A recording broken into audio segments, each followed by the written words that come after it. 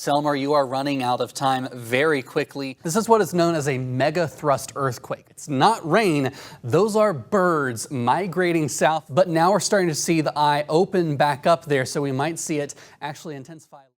This is a tornado emergency now for Early Grove, Grand Junction, Moscow, Michigan City. You will likely be in that new tornado emergency. I'm going to keep it wide, but there's a lot of forested area here in this region. So this is likely a tornado that is topping trees. I want to just investigate this, see if that correlation coefficient is co-located with that yeah, we've got a tornado debris signature now. So that is a violent tornado creating all of these features that we know when we see this, it is a dire situation. Of course, we had to change our messaging very quickly. The National Weather Service, upon this wedge tornado being reported, issued a tornado emergency. We're going to get through this. We've gotten through tornadoes before. We're going to get through this one as well.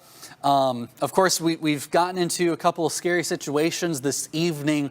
This is what we've been talking about, being prepared, not scared, knowing what to do ahead. Middleton, again, if you can, go back to your shelter. If you do not have shelter after the previous tornado, find a neighbor who does have shelter, who you can stay with, and possibly ride out a near pass of another tornado. We've been baking in the heat. Cold air is coming in behind it, and the collision of these three air masses is going to bring some rain across the Central Plains and then thunderstorms here into the Mid-South. The impact is going to be snow is falling in the south, and we aren't really accustomed to it. We don't have the plows to clear it up, so it's going to be causing issues for our travel this weekend.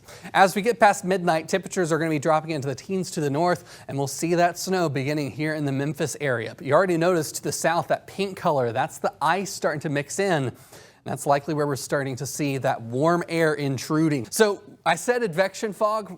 Here's what that means. We've got the cold land right now, all of the ice and snow melt.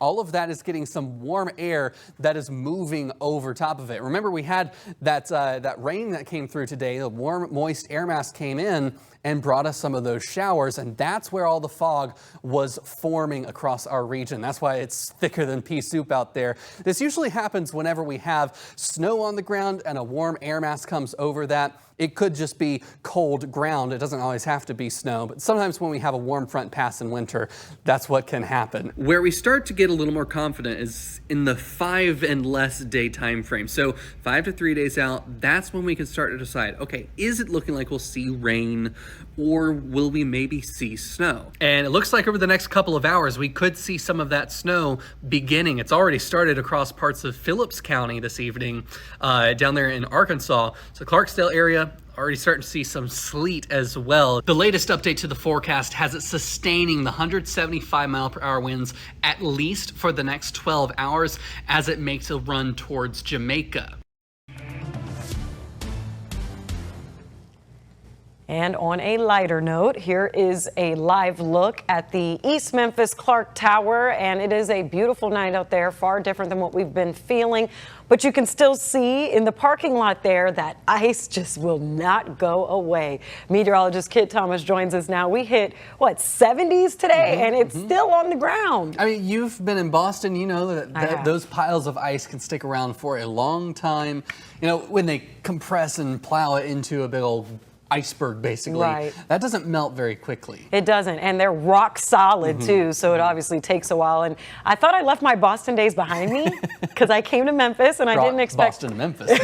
I did not expect it to be like this here. So you know, we're going to get some rain over the next few days, which may help, but these, like I said, icebergs is the best way we can It really is. They're going to stick around for a while. Like we said, 73 was the high today, and you know, it's still sticking around. It was a pretty chilly start to the day, but we really haven't had any freezing temperatures over the last few days, and none are in the forecast, so that's good too. I want to call your attention though to this part of the almanac here. We're behind schedule on rain by 2.32 inches so far. But if you go all the way back to November for the last 3.5-ish months, we're actually about 7.5 inches behind normal. So we are very dry. We do need rain. The good news is we've got some rain on the way. It's also going to help to melt those icebergs out there. Looking at 57 right now. So this is still a very warm temperature. If you saw on the graphic just a moment ago, average low or average high, I should say, is 54. So we are seeing temperatures tonight likely warmer for our lows than our average highs. Here's a look at the drought monitor. We've got an extreme and exceptional drought across northern Arkansas. Back in Memphis, we're at the moderate level. So it is very dry here in Memphis. It's more dry across Arkansas. They desperately need some rain. The good news is we do have rain on the way. Tuesday, especially Tuesday night, we're going to see some good rain chances. We dry out for a couple of days, and then we'll have a big system coming in by the weekend. That's going to maybe ruin some weekend plans. It's finally warm. We can finally get back outside, and we just had last weekend to enjoy it. Now we're going to start to see some more rain on the way. We'll stay clear tonight, as we saw on satellite just there. A strong south wind tomorrow is going to help those temperatures warm up, though, and it's going to bring in a little bit of moisture. The thing is, we've got a cold front that's coming in. That could enhance some of that rain, maybe bring some heavier downpours embedded within the showers. I don't think there's going to be any severe risk, but we might have a rumble of thunder or two, so keep an ear out for that. Wednesday, we start off with a north wind. That's going to bring temperatures down just a little bit. Not a lot of rain through the day, but it's all going to be pre-dawn on our Wednesday. Then Thursday, we stay mostly dry. We'll start to have a stationary front. This is sort of a boundary that can focus moisture. That's going to be developing late on Friday, bringing in moisture with a low pressure that develops into our Saturday. So you see some very heavy rain across Arkansas. The models have sort of been skipping around with the path of this low. If it goes more south, we'll stay cooler but still get rain. If it goes more north, we'll actually warm up maybe into the 60s, in fact. But overall, it could be some decent rainfall. We could really use that 2 to 4 inches of rain across Arkansas and here in Memphis. So hopefully it takes that useful path for us. Over this next 7 days here, the temperatures are going to be up and down, but for the most part, we're still above average. Like I said, 54 is average high. Overnight tonight, we're only dropping down to around 55 degrees. So it is going to be a warm night tonight, another warm afternoon, despite some of those clouds lingering. We'll cool down Wednesday, rebounding again as we head towards the end of the week. Of course, that warm front and the path of that low is going to dictate how much those temperatures warm up later on. But it looks like we'll have some decent rain this weekend. All tornadoes are dangerous, but when they hit at night, they can be even more deadly. While we didn't have many fatalities that night, in Fayette County, we did have 2. A father and his teenage daughter were in their manufactured home when the tornado hit.